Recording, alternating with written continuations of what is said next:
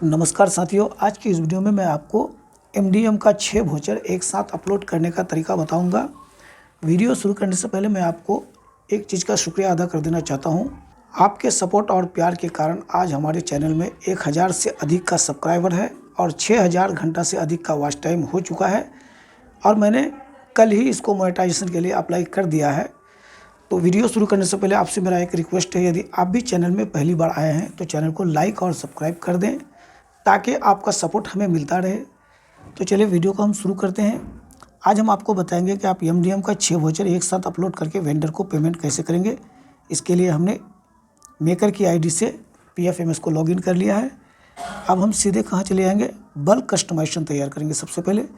तो bulk customization तैयार करने से पहले आपको कुछ तैयारियाँ करनी है, यानी आपको इस तरह के एक पेपर में आपको ये सब चीज़ लिख देना है कि किस वेंडर को कितना वाउचर नंबर है और किस वेंडर को कितना पेमेंट करना है। जैसे यहाँ पर देखते हैं, ये वेंडर का नाम है, वाउचर नंबर है 84 है, 85, 86, 87, 88, 88 या नीचे है, ये 89 है।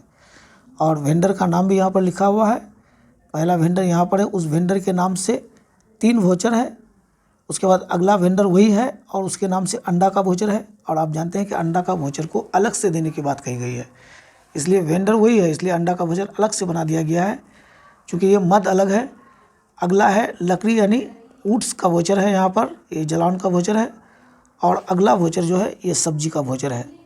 तो अब राशि किस में कितना है वो इधर दिखा रहा है, आप भी इसी तरह से जोड़ करके सबको रख लीजिए। क्योंकि देखिए पहला जो वेंडर है उसके नाम से 4 वाउचर है, 3 वाउचर को एक साथ, ये चूँकि किराना का है यानी ग्रोसरी का है, तो 3 वाउचर को एक साथ जोड़ करके यहाँ पर रख दिए।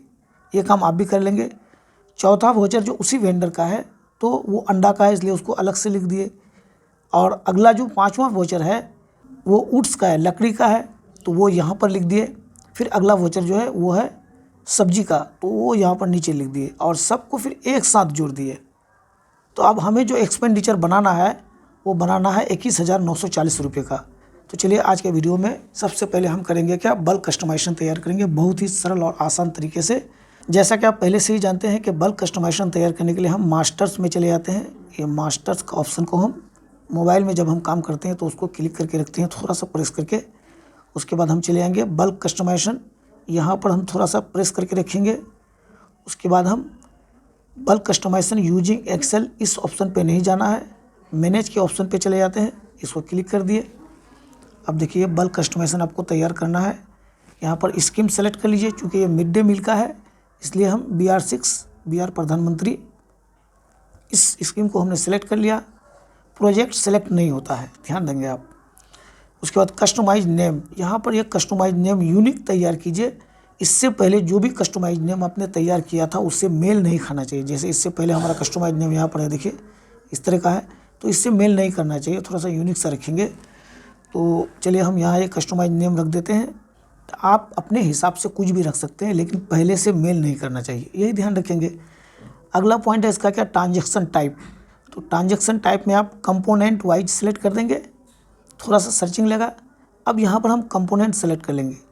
सबसे पहला कंपोनेंट है कॉस्ट ऑफ फूड ग्रेन, इसको सेलेक्ट कर लेंगे। क्योंकि अलग अलग दाल, अंडा, सब्जी सबका यदि आप अलग अलग कंपोनेंट नहीं पाते हैं तो कॉस्ट ऑफ फूड ग्रेन में दे दीजिए, वो सब उसमें आ जाएगा। उसके बाद कुकिंग कॉस्ट में हमको लकड़ी लेना है, ये देखिए लकड़ी जो ही वुड में हमने टिक किया तो फ्यूल कॉस्ट और कुकिंग कॉस्ट ये दोनों में ऑटोमेटिक टिक हो गया। तो इसका मतलब ये नहीं कि आपने 3 कंपोनेंट सेलेक्ट कर लिया, ये कतई नहीं है। तो ये एक ही कंपोनेंट सेलेक्ट हुआ और यहाँ अभी हमने 2 कंपोनेंट केवल सेलेक्ट किया, एक कॉस्ट ऑफ फूड ग्रेन, दूसरा वुड्स। ये बाकी जो टिक हुआ ये होगा ही, क्योंकि ये जो है मदर कंपोनेंट है कॉस्ट, कुकिंग कॉस्ट, और ये इसका चाइल्ड कंपोनेंट है। तो child component, mother component automatic tick हो जाता है। अब आगे हम लोग देखते हैं और क्या कंपोनेंट होगा मेरे पास, वेजिटेबल का होगा। तो वेजिटेबल को हम सेलेक्ट कर लेते हैं। चलिए वेजिटेबल में भी हमने टिक कर दिया। तो यही है कि जो चार्ट हमने पहले आपको दिखाया उस तरह का आप बना के रखेंगे तो आपका कंपोनेंट यहाँ से मिस नहीं होगा, छूटेगा नहीं। और एक अंडा का है तो अंडा को भी हमने टिक कर दिया। तो मेरे पास सब्जी है यानी वेजिटेबल है, लकड़ी है, अंडा है और किराना है, यही सब वाउचर मेरे पास है। तो इतना सब कंपोनेंट में हमने टिक कर दिया। यहाँ पर ध्यान देंगे कंपोनेंट यहाँ छूटना नहीं चाहिए, किसी भी परिस्थिति में कंपोनेंट यहाँ छूट जाएगा तो आपको फिर दोबारा बल्क तैयार करना पड़ेगा, क्योंकि एक्सपेंडिचर बनाते समय वहाँ फिर आपको ये सब कंपोनेंट नहीं मिल पाएगा जिसको आपने अभी छोड़ दिया है। दाहिने साइड में हम चलते हैं स्क्रॉल करके। अब यहाँ पर आप क्या कीजिए, बैंक अकाउंट, ये अकाउंट आपको सेलेक्ट कर लेना है और उधर कुछ नहीं करना है, सिर्फ बैंक अकाउंट सेलेक्ट कर लीजिए। तो चलिए वेंडर अगला पॉइंट सेलेक्ट करना है। वेंडर को हमने टिक कर दिया। वेंडर को जो ही टिक किया तो वेंडर का लिस्ट खुल गया। वेंडर का लिस्ट खुल गया। अब आपको यहाँ पर सेलेक्ट करना है कि आपको किस किस वेंडर को पेमेंट करना है। यानी अभी हमें 3 वेंडर को पेमेंट करना है, तो 3 वेंडर को हमने टिक कर दिया। उसके बाद हम अब आगे क्या करेंगे, यहाँ पर सेव पर क्लिक कर देंगे। अच्छा, एक चीज़ और छूट रहा है, इसको टिक नहीं कीजिएगा तो आपका सेव ही नहीं होगा। आप यदि कोई चीज़ छोड़ रहे हैं वो सेविंग के टाइम में बता देगा कि आप क्या छोड़ रहे हैं, या फिर आपका सेव ही नहीं होगा। तो यहाँ देखिए सेव का ऑप्शन है, ये सेव होगा नहीं। तो यहाँ पर हम ई पेमेंट यूजिंग प्रिंट एडवाइस, इसको हम टिक कर देते हैं। एक पॉइंट इसमें और है, डिफ़ॉल्ट अमाउंट। तो अमाउंट आप यहाँ नहीं भी भरेंगे तो चलेगा, ये ऑप्शनल है, लिखा हुआ है दाहिने साइड में ऑप्शनल। यहाँ पर देखिए ऑप्शनल लिखा हुआ है, तो इसको अभी छोड़ दीजिए। अब इसको हम सीधे सेव कर देते हैं। चलिए इसको सेव कर देंगे। ये कस्टमाइजेशन सेव हो चुका है। ऊपर में लाल इंक का लिखा हुआ है रिकॉर्ड सेव्ड सक्सेसफुली, यानी ये सेव हो चुका। अब हम एक्सपेंडिचर में चले आएंगे। तो एक्सपेंडिचर बनाने के लिए हम फिर इसको होम में जाने की आवश्यकता नहीं है, सीधे आप यहाँ से आप एक्सपेंडिचर में चले जाएँ, या फिर होम को क्लिक करके आप एक्सपेंडिचर में जा सकते हैं, या नहीं तो सीधे आप एक्सपेंडिचर में जा सकते हैं। तो चलिए हम एक्सपेंडिचर को यहाँ पर थोड़ा सा क्लिक करके रखते हैं। उसके बाद हम ऐड न्यू में चले जाते हैं। एक्सपेंडिचर बनाने के लिए ऐड न्यू को क्लिक कर दिए। ऐड न्यू को क्लिक करने के बाद स्कीम सेलेक्ट कर लेते हैं। तो स्कीम हम सेलेक्ट कर लेंगे, मिड डे मील का है। स्कीम सेलेक्ट करने के बाद इधर आपको कुछ नहीं करना है, सीधे देखिए ये पेज आता है, ये पेज, इस तरह का पेज। यहाँ जो लिखा हुआ है, ये जो कस्टमाइजेशन आपने तैयार किया, यहाँ पर लिखा हुआ है देखिए जनवरी 23 MDM पेमेंट, यही हमने कस्टमाइज नेम में लिखा था, ये यहाँ पर आ गया। इसी को दरअसल पकड़ने के लिए कि मेरा कौन सा कस्टमाइजेशन है, वहाँ पर एक यूनिक सा नाम रखा जाता है, ताकि यहाँ पर आप पहचान सकें कि आपने कौन सा कस्टमाइजेशन तैयार किया। कभी कभी ये बीच में आके घुस जाता है। तो चलिए इसको हम क्लिक कर देंगे। इधर काम नहीं करना है, इधर अभी छोड़ देते हैं। इसको हम क्लिक कर देते हैं, ये जनवरी 23 MDM पेमेंट। देखिए इस वीडियो को देखने के बाद आपका सारा संदेह दूर हो जाएगा। चलिए इसको हमने क्लिक कर दिया।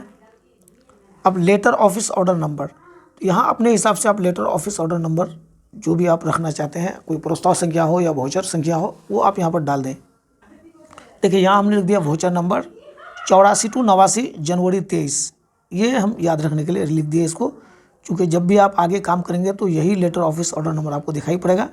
तो या पहचानने के लिए आप डेट यहाँ पर या संक्षेप में महीना और साल को ज़रूर दे दें, ताकि आप पकड़ सकें। अब हम क्या करेंगे, हमें वोचर अपलोड करना है। तो यहाँ भी बहुत लोग वोचर अपलोड करने में संकोच करते हैं। तो वोचर अपलोड कैसे करेंगे, यहाँ पर जो एक ऑप्शन आता है चूज फाइल, इस बॉक्स को आप जो ही क्लिक करेंगे तो आपको आपके फाइल में पहुँचा देगा, जहाँ आपने वो 6 वोचर का PDF बना के रखा है। यानी आपको ऑलरेडी 6 वोचर का PDF बना के रखना होगा। यदि आपको PDF एक साथ बनाने में दिक्कत आ रही हो तो आप कमेंट में लिखें, मैं आपको वो भी एक वीडियो बढ़िया से बना के बता दूंगा कि आप कैसे। वैसे मेरे चैनल में शायद उस तरह का एक वीडियो है। तो चलिए अभी हम अपना काम को आगे बढ़ाते हुए यहाँ पर चूज फाइल में चले जाते हैं। चूज फाइल में जाने के बाद फाइल का ऑप्शन दे दिया नीचे, ये फाइल के ऑप्शन को हम क्लिक कर लेते हैं। यहाँ से एक बार हम कंफर्म कर लेते हैं, यहाँ जो मेरा दिखाई पड़ रहा है ये संभवतः यही होगा। इसको एक बार हम क्लिक करके देख लेते हैं कि यही है ना, कोई दूसरा है, यही वोचर है हमारा। तो ये हमने कंफर्म हो लिया कि इसी को सिलेक्ट करना है, तो इसको हमने टिक कर दिया और ये सिलेक्ट हो गया। देखिए यहाँ लिखा हुआ भी आ गया जनवरी 23। अब यहाँ पर एक अपलोड वाला बटन है, इसको अपलोड कर देना है। चलिए अपलोड करने में थोड़ा सा समय लगा।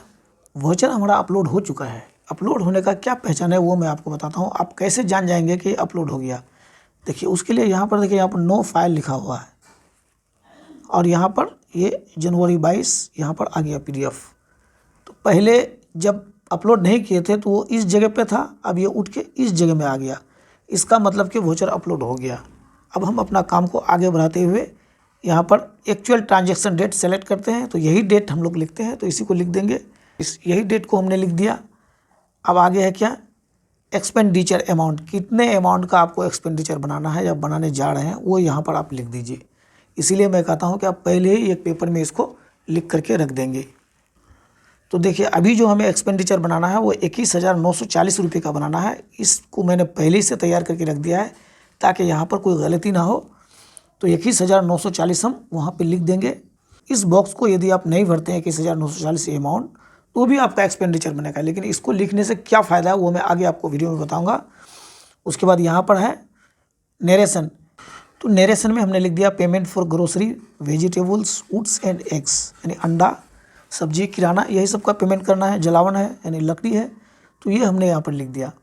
अब आगे है जो कंपोनेंट आपने कस्टमाइज बनाते समय टिक किया था वो कंपोनेंट यहाँ पर दिखाई पड़ रहा है। अब यही सब कंपोनेंट को आपको फिर दोबारा एक बार टिक कर देना है, तो इसको मैं एक बार फिर टिक कर देता हूँ। इसमें थोड़ा सा प्रोसेसिंग में टाइम लगा। फिर ये ऊट्स वाला है, इसको भी हम टिक कर देते हैं। एक्स को भी टिक कर देते हैं। आखिरी वेजिटेबल वाला कंपोनेंट है, इसको भी टिक कर देते हैं। देखिए कंपोनेंट को सिलेक्ट करने में समय अच्छा खासा ले लेता है। कभी कभी वेबसाइट यदि स्लो चलता है तो हड़बड़ा नहीं, ये तो मैंने वीडियो को पॉज करते करते आपको टाइम को बचाने के लिए जल्दी जल्दी कर दिया। इसमें अच्छा खासा समय लेता है। चलिए ये चारों कंपोनेंट हमारा टिक हो गया। अगला रेवेन्यू पे हम टिक कर देते हैं। चलिए रेवेन्यू को टिक करने के बाद अब हमारे पास 3 वेंडर है, तो तीनों वेंडर को हम बारी बारी से पेमेंट करेंगे। बारी बारी से कैसे करेंगे? पहला जो वेंडर है इसको पहले टिक कर देंगे, तो ये जो 4 कंपोनेंट ऊपर में हमने सेलेक्ट किया है, तो ये चारों कंपोनेंट इस वेंडर के नाम से खुल जाएगा। उसमें से किस किस कंपोनेंट में इस वेंडर को पेमेंट करना है उसको हम पेमेंट कर देंगे, बाकी को हम डिलीट कर देंगे। तो चलिए प्रक्रिया हम कैसे कर रहे हैं आगे देखिए। चलिए इस वेंडर को हम पहले टिक कर देते हैं, थोड़ा प्रोसेसिंग में टाइम लगा। तो देखिए जो ही हमने पहला वेंडर को टिक किया तो उसका चारों कंपोनेंट खुल गया। नीचे 2 वेंडर और है, उसको अभी हम टिक नहीं करेंगे, नहीं तो फिर उसका भी 4 करके 4 या 12 कंपोनेंट खुल जाएगा। तो इतना अभी हमको खोलना नहीं है, पहले इसको हम पेमेंट कर देंगे, उसके बाद अगला को टिक करके फिर उसका कंपोनेंट खोल करके फिर उसको पेमेंट करेंगे। तो ये जो वेंडर है इसको क्या किस कंपोनेंट में पेमेंट करना है, जो लिस्ट आपने बना के रखा है उससे आप देख लीजिए, ताकि आपके साथ कोई गड़बड़ी ना हो। इस वेंडर को हमें ऊट्स का पेमेंट करना है, तो ऊट्स को छोड़ के बाकी जितना कंपोनेंट है उसको हम डिलीट कर देंगे। डिलीट कहाँ से करेंगे? यहाँ पर जो क्रॉस का सिंबल है इसी से हम इसको डिलीट कर देंगे। तो देखिए ऊट्स वाला कंपोनेंट को हम छोड़ करके बाकी ये जो 3 कंपोनेंट है इसमें अभी इसको हमको पेमेंट नहीं करना है, तो ये 3 को हम डिलीट कर देंगे। तो पहले हम डिलीट ही कर देते हैं। चलिए एक कंपोनेंट डिलीट हो गया। ऊट्स में तो हमें पेमेंट ही करना है, अगला कंपोनेंट फिर हम डिलीट कर देते हैं यहाँ से। चलिए वेजिटेबल का कंपोनेंट है, इसको भी हम यहाँ से डिलीट कर देते हैं। चलिए आप ऊट्स का चूँकि इस वेंडर को पेमेंट करना था, तो ऊट्स का कितनी राशि है जो आपने लिस्ट बना के रखा है उससे देख करके यहाँ पर आप उस अमाउंट को भर दीजिए। ये पेमेंट करना था इस वेंडर को, यहाँ पर थोड़ा सा टिक कर दीजिए। वो 4,314 यहाँ आके बैठ गया। अब हम क्या करेंगे, अगला वेंडर जो है इसके बॉक्स को, ये जो स्क्वायर बॉक्स है इसको हम टिक कर देते हैं, तो इसका फिर 4 कंपोनेंट खुलेगा।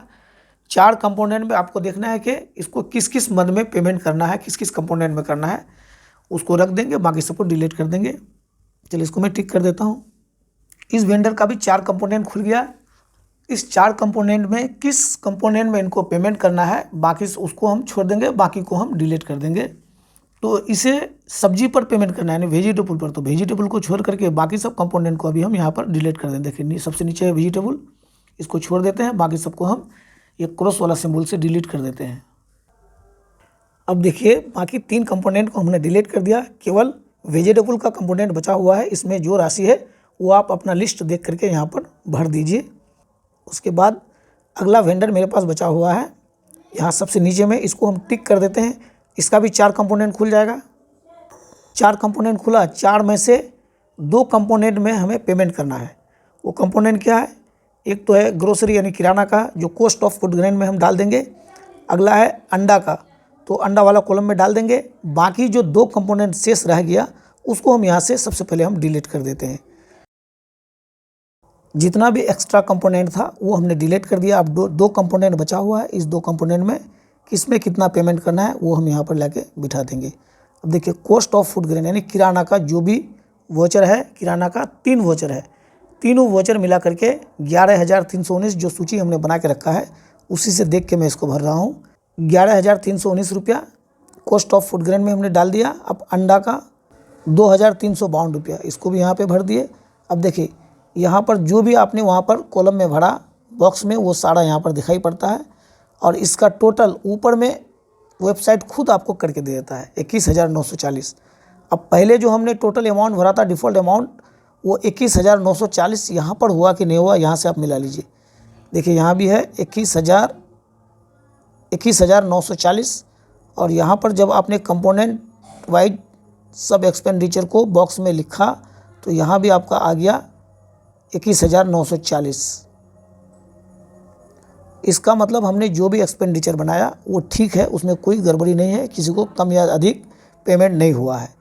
और ऊपर में थोड़ा एक बार आप और चेक कर सकते हैं कि कहीं देखिए कुछ छूटा तो नहीं है, पीडीएफ अपलोड किया हुआ है कि नहीं है। यहाँ पर पीडीएफ है वाउचर का। अब देखिए सब ठीक है, सब ठीक चल रहा है। अब हम सबमिट पर क्लिक कर देंगे। तो चलिए सबमिट करके, थोड़ा सा प्रोसेसिंग में टाइम लेगा। तो अब देखिए सेव जो ही हमने कर दिया तो यहाँ पर क्या लिखा हुआ आ गया, total expenditure amount should be less than और equal to the available balance, यानी लिमिट में जो बैलेंस है उससे ज़्यादा एक्सपेंडिचर बन गया। तो ये चूँकि दूसरे का एक्सपेंडिचर है, हमने तो बैलेंस देखा नहीं था तो एक्सपेंडिचर बना लिया, तो ये एक्सपेंडिचर अब आगे बढ़ने वाला है नहीं। अब अमाउंट, अवेलेबल अमाउंट आप यहाँ से देख सकते हैं। यहाँ देखिए ऊपर में लिखा हुआ है 13,235.19, ये इसका अवेलेबल अमाउंट है। लेकिन यहाँ पर चूँकि एक्सपेंडिचर अधिक का बन गया इसलिए ये सेव नहीं हुआ। तो चूँकि बिना अकाउंट बैलेंस देखे हुए मैंने ये एक्सपेंडिचर बनाना शुरू कर दिया, तो बाद में पता चला कि यहाँ पर बैलेंस है नहीं। उसमें आप ज़रूर ध्यान दीजिएगा, नहीं तो इसी तरह से आपका एक्सपेंडिचर फंस जाएगा। अब हम क्या करेंगे, सीधे इसको हम बैक कर देंगे या कैंसिल कर देंगे। होम में जा कर के देख लेते हैं कि बैलेंस उतना ही है या कम हो चुका है। तो एक बार हम बैलेंस को चेक कर लेते हैं। एक्सपेंडिचर में चले जाते हैं, एड न्यू के बाद हम स्कीम सेलेक्ट कर लेंगे। यहाँ पर चलिए मिड डे मील का स्कीम है, चलिए इसको सिलेक्ट करने के बाद यहाँ पर बैलेंस दिखा दिया। देखिए बैलेंस 13,235.19, इतना ही बैलेंस था, वो उतना ही है। इसका मतलब बैलेंस हमारा ख़त्म नहीं हुआ है अभी, इसका मतलब बैलेंस से राशि नहीं कटा है। तो अब ये एक्सपेंडिचर हम आगे बना लेंगे। हाँ, जो बल्क कस्टमाइजेशन हमने तैयार किया है वो बल्क कस्टमाइजेशन वहाँ पर रह जाएगा, उसी से आप फिर आगे एक्सपेंडिचर हम बना लेंगे। हमको अलग से और बल्क कस्टमाइजेशन तैयार करने की ज़रूरत नहीं है। तो चलिए आज का वीडियो यहीं तक है। आपके साथ भी इस तरह की समस्या आ सकती है, तो आप एक्सपेंडिचर बनाने से पहले अपना लिमिट चेक ज़रूर कर लेंगे। थैंक यू, धन्यवाद।